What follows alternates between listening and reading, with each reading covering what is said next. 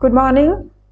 आज हम टीचिंग वाली वैकेंसीज, टीचिंग वाली जॉब कैसे, कौन सी जॉब आएगी और कब आएगी, कैसे उसको तैयार करना है, उस टॉपिक पे बात करेंगे। क्योंकि हरियाणा में एक गर्म माहौल बना हुआ है, क्योंकि अभी अभी सी ग्रुप और डी ग्रुप का रिजल्ट आया है और बहुत सारे बच्चों को ज्वाइनिंग मिल रही है। मैं भी उसी ज्वाइनिंग में बिजी थी, तो मैं एक ही क्लास पहले आई और फिर उसके बाद कोई क्लास नहीं आई।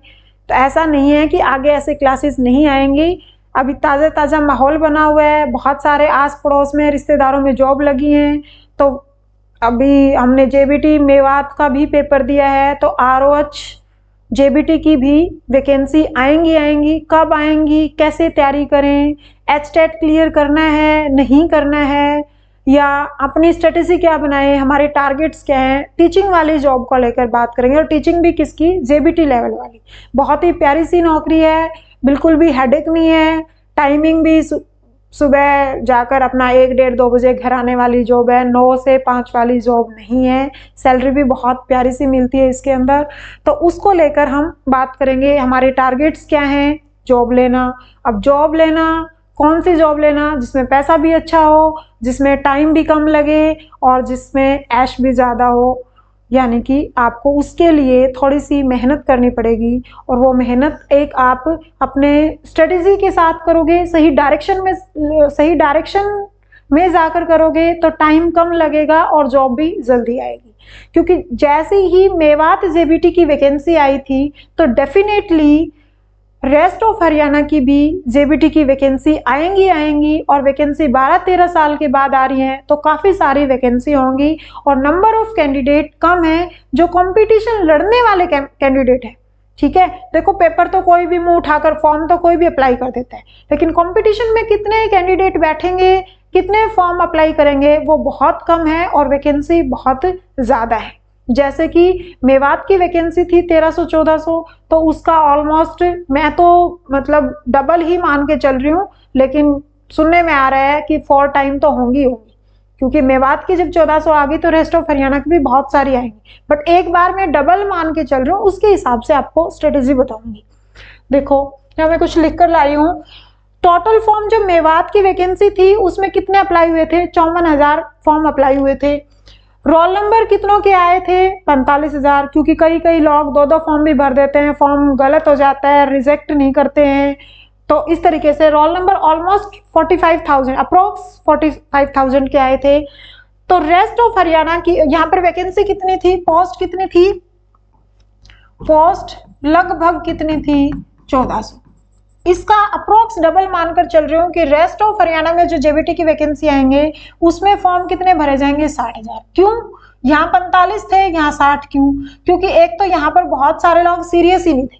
जो 15 में एचटेट क्लियर करके बैठ गया, अब एचटेट को क्वालिफाई मान लिया, एचटेट जो 2015 में क्लियर करके बैठ गया वो शायद जॉब वाली दौड़ से दूर हो गया, तो कुछ लोगों ने फॉर्म नहीं भरे होंगे। कुछ इस बार जो रेस्ट ऑफ हरियाणा की वैकेंसी आएंगी उससे पहले एक एचटेट और हो चुका होगा, और अभी ताजा जॉब का माहौल बना हुआ है, नो पर्ची नो खर्ची का नारा लगा हुआ है। तो आस पड़ोस में रिश्तेदार, ताई का, बुआ का, चाचा का, मामा का, फूफा का कोई ना कोई लगा है, तो आपको वो जो पिछले दिन थे कि किसी जमाने में हमने जेबीटी की थी, किसी जमाने में हमने एचटेट की थी, या एचटेट नहीं भी है, तो सारे के सारे जो दिसंबर में एचटेट आएगा, अभी दिसंबर में 7-8 दिसंबर को जो एचटेट आएगा, एचटेट होगा, वो सभी बच्चे जिसकी भी पास जेबीटी है वो अप्लाई करेंगे, और जिसका एचटेट पहले से क्लियर है, मैं तो ये भी कहती हूँ कि वो भी इस फॉर्म को अप्लाई करें, क्योंकि ऑलमोस्ट सिलेबस एचटेट का और जेबीटी का, मतलब जो क्वालिफाई करने के बाद जो मेन एग्जाम होता है उनका ऑलमोस्ट सिलेबस सेम होता है। आपका एचटेट क्लियर है तो भी आप फॉर्म लगाओ, दोबारा एचटेट क्लियर करो, और आप ये चेक करो कि मैं 150 में से कितना स्कोर कर पाता हूँ, कितना स्कोर कर पाती हूँ। अपना टारगेट 130 लेकर चलो, तब आपके 100 में से मेरिट बनेगी फाइनल एग्जाम में, और उसमें आपकी जॉब मिलेगी। ठीक है, तो जो अगला जो जेबीटी की वैकेंसी आएंगी उससे पहले एक बार एचटेट और हो जाएगा। अभी मान लो 45,000 का रोल नंबर आया, तो मैं मानकर चल रही हूँ कि 60,000 का रोल नंबर आएगा, क्योंकि कुछ तो इस बार एचटेट क्लियर कर लेंगे, और कुछ पिछली बार जो फॉर्म नहीं भरे गए थे या गलत हो गया था वो फॉर्म, तो वो सब मिलाकर 60,000 लोग उस वैकेंसी के लिए फॉर्म अप्लाई करेंगे। मान लो पोस्ट 3000 आती है, 3000 पोस्ट आती हैं, तो कंपटीशन कितना हो गया, 60,000 को 3000 से डिवाइड करोगे, यानी कि 20 में से एक बंदा लेना है। अगर इसी को मैं थोड़ा चेंज कर दूं, इसी को मैं चेंज कर दूं कि पोस्ट मान लो 6000 आ गई, ठीक है, 6000 पोस्ट आ गई, तो ये कितना आ जाएगा 60, उसको 6, इतना सा तो मैथ आता होगा, जब इसको डिवाइड करोगे तो क्या आ जाएगा, यानी कि जब 3000 थी तो 20 में से एक ले रहे थे, जब 6000 पोस्ट आ गई तो 10 में से एक, यानी कि आपको एक पोस्ट चाहिए तो आप 9 आदमियों को पीछे करोगे, 9 कैंडिडेट्स को आप पीछे करोगे। इस तरीके से अपनी स्ट्रेटेजी अपनाओ। और इसीलिए मैं चाहती हूँ कि जो दिसंबर में एचटेट आए, जिसने भी जेबीटी कर रखी है वो इस एचटेट को देखे और अपना स्कोर चेक करे, क्योंकि 15-14 में जिन्होंने एचटेट क्लियर किया था वो सब कुछ भूल गए होंगे। अगर उन्होंने ये मेवात वाला पेपर नहीं दिया तो उनके लिए वो सब जीरो हो गया, क्योंकि इतने टाइम के बाद एक टीचर पढ़ाने वाला भी 2-4 महीने नहीं पढ़ता तो उसके ही कंसेप्ट गायब हो जाते हैं। आप उस चीज से बिल्कुल बाहर निकल चुके हो तो आपके कंसेप्ट जीरो हैं। आप ये सोच रहे हो कि जून में या मार्च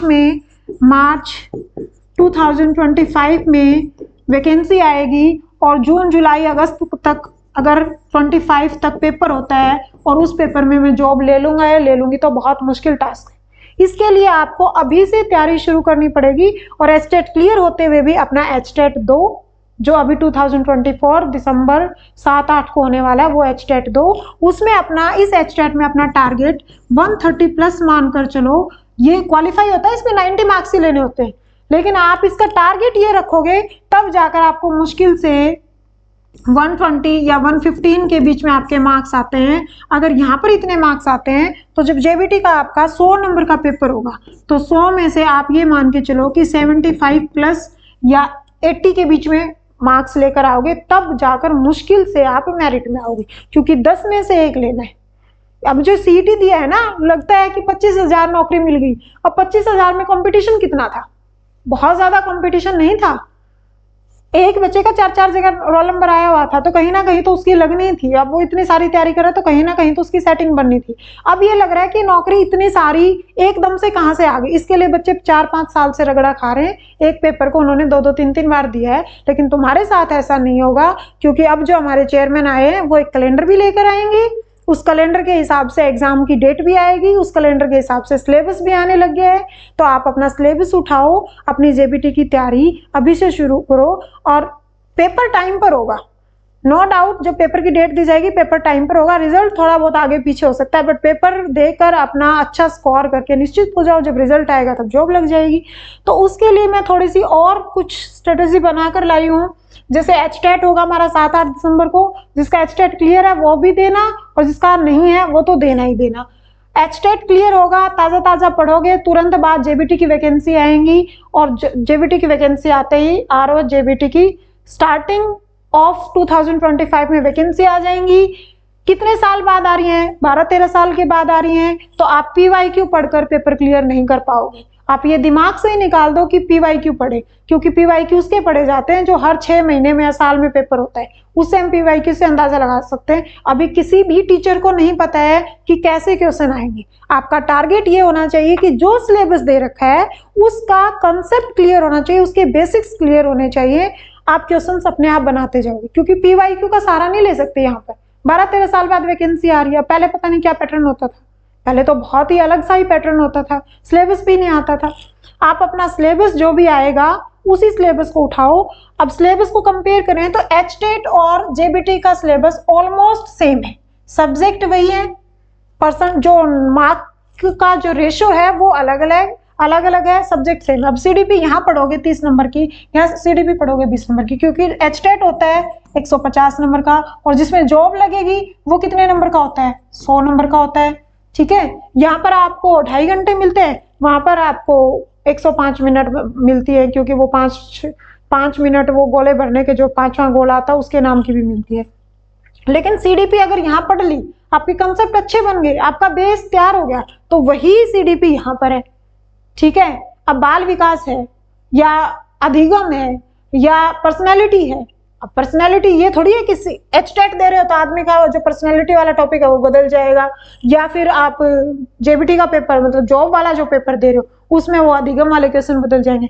आपका बेसिक तैयार है, आपका कंसेप्ट क्लियर है, तो आप इधर स्कोर करोगे तो उधर भी कर जाओगे। तो अपना ये वाला टारगेट है जो 150 वाला है, इसको आप 130 प्लस मानकर चलो, तब जाकर आप इधर कहाँ आओगे, मेरिट में आओगे, और तब आपको जॉब मिलेगी। इसको सिर्फ 90 नंबर लेकर क्लियर करना होता है, लेकिन यहाँ पर आपको क्या होती है, यहाँ पर आती है मेरिट। ठीक है, अभी सर्दियां शुरू हो गई है, अपना टारगेट रखो रोज 2, 3, 4 घंटे पढ़ना, क्योंकि देखो एचटेट तो बिल्कुल ही स्पीड से आ रहा है, एक ही महीना रह गया। नवंबर के स्टार्टिंग में फॉर्म स्टार्ट हो जाएंगे और दिसंबर के स्टार्टिंग में पेपर हो जाएगा। नवंबर के फर्स्ट वीक में नोटिफिकेशन आ जाएगा, दिसंबर के फर्स्ट वीक में रोल नंबर आ जाएंगे। तो इस एचटेट को क्लियर करने के लिए तो आपके पास एक ही महीना है, पर जिसके पास पहले से एचटेट क्लियर है वो आप इस एचटेट को इस तरीके से तैयार करना कि आप इसके अंदर 130 को स्कोर कर पाओ, तब जाकर यहाँ पर मेरिट में आ पाओगे। और ये वैकेंसी बहुत जल्दी आएंगी और डेफिनेटली आएंगी, क्योंकि बहुत सालों से वैकेंसी आई नहीं, और मेवात की आ गई तो रेस्ट ऑफ हरियाणा की भी आएंगी। ठीक है, अब यहाँ पर ये जो सीडीपी 30 का, हिंदी 15-15, इनके साथ क्या होती है, पेडागोजी भी होती है। थोड़ा सा पेडागोजी के ऊपर पकड़ बनाना, क्योंकि सिलेबस में पेडागोजी दी है, सब्जेक्ट की पेडागोजी दी है, तो उस पेडागोजी के यहाँ पर भी क्वेश्चन आएंगे। अब मेवात वाला ही पेपर उठाकर देख लो, उसके अंदर भी पेडागोजी से क्वेश्चन, मैथ की पेडागोजी पूछी हुई थी। हालांकि मैथ की पेडागोजी तो हम पढ़ते ही नहीं है, बहुत रेयर ही पढ़ते हैं। अब मोस्टली बच्चे क्या होते हैं, इधर वाले जैसे कि सीईटी के पीछे भागे हुए। अब सीईटी में तुम क्या पढ़ते हो, रीजनिंग भी पढ़ते हो, मैथ रीजनिंग पढ़ते हो, मैथ पढ़ते हो, क्वांट और मैथ एक ही बात होती है, ये पढ़ते हो। हरियाणा जीके भी पढ़ते हो, हिंदी भी पढ़ते हो, इंग्लिश भी पढ़ते हो। अब सीईटी वाले बच्चे एक तो क्या पढ़ेंगे, सीडीपी नया पढ़ते हैं, और एक क्या पढ़ते हैं, ईवीएस। ईवीएस भी हमारा जीके का ही पार्ट रहता है। तो जो सीईटी में जीके पढ़ते हो वहां पर ईवीएस भी आती है, यानी कि सीडीपी को स्ट्रॉन्ग करना है। यहाँ 30 नंबर का है, वहां पर 20 नंबर का है। बाकी अपना रोज 2-3 घंटे पढ़ना स्टार्ट कर दो। हल्की हल्की ठंड भी आ गई है, अगर आपको एक नौकरी 6 महीने या 8 महीने तैयारी करके मिल रही है, क्योंकि देखो अभी तो यही दुआ करो कि तुम्हारा जून से पहले पेपर ना हो और तुम बहुत अच्छे से उसकी तैयारी कर लो।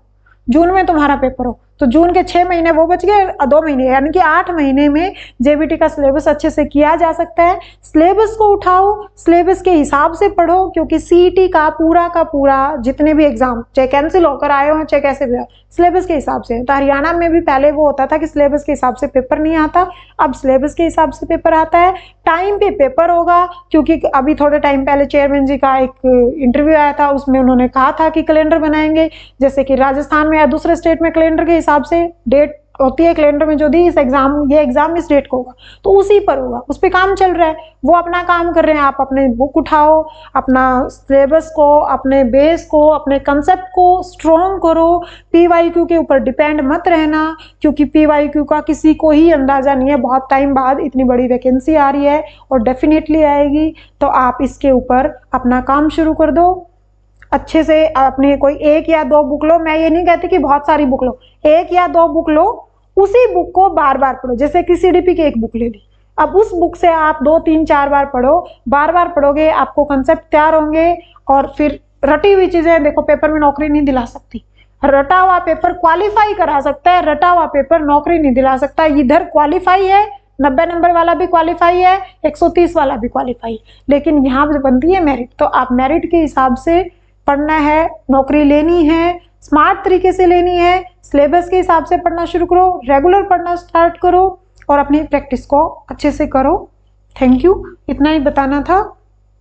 अब रेगुलर आपकी क्लासेस होंगी और आप उसके नोट्स बनाओ, उसको बार बार रिवाइज करो। दिन में कम से कम अगर 8 महीने का टाइम है तो मैं ये कहूँगी कि 3 से 3.5 या 4 घंटे तो आप इस जेबीटी की वैकेंसी के लिए भी पढ़ो।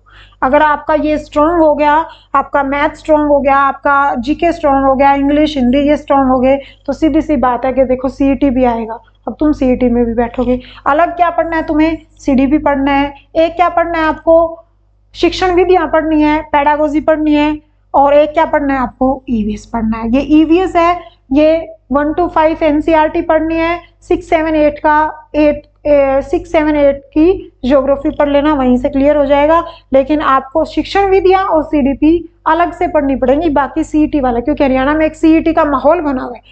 अब सीईटी का माहौल इसलिए बन गया कि 9 पर्ची 9 खर्ची के बिना नौकरी लगती, अदरवाइज तो ये भी उतना ही गोल था। बट अब आगे वाले सारे पेपर सही तरीके से होंगे तैयारी को शुरू करो। पास पड़ोस में भाई बंधु मामा बुआ चाचा फूफा का लगा है तो तुम्हारा भी एक दिन किसी की फोन में डीपी लगे या किसी का फोन में तुम्हारा भी स्टेटस लगे, क्योंकि आजकल ये एक चला हुआ है ना कि चाचा का बेटा लग गया, मामा का लग गया, बुआ का लग गया तो उसका स्टेटस लग रहा है। अब उसका स्टेटस तुमने लगाया तो तुम्हारा भी स्टेटस कोई लगाए ना, तो दूसरे के फोन में स्टेटस का कारण बनो। अब वो कारण कब बनोगे? जब तुम्हारे पास जॉब आएगी। जॉब के लिए तुम्हें टारगेट सेट करने होंगे, अपना टाइम शेड्यूल सेट करना पड़ेगा। अब ना गर्मी है ना सर्दी है, अच्छा माहौल है, गरम गरम माहौल है, नौकरियां लग रही हैं हरियाणा में, पेपर भी हो रहे हैं, तो आप अपनी तैयारी को शुरू करो। Best of luck. Thank you.